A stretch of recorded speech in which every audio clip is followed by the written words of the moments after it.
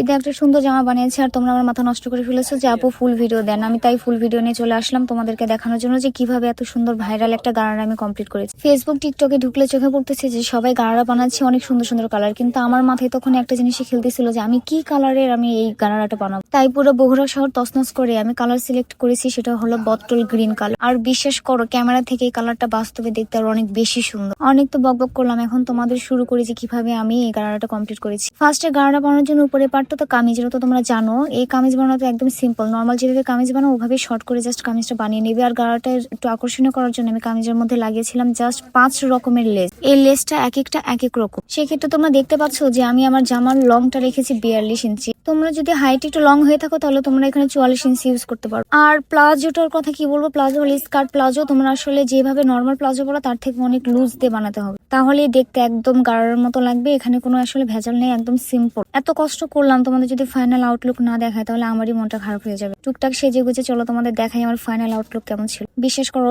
ড্রেসটা যে এত সুন্দর হবে আমি কল্পনা করিনি। মাত্র 1200 টাকার মধ্যে এই সুন্দর ভাইরাল ফার্সি গারাটা কমপ্লিট করেছি।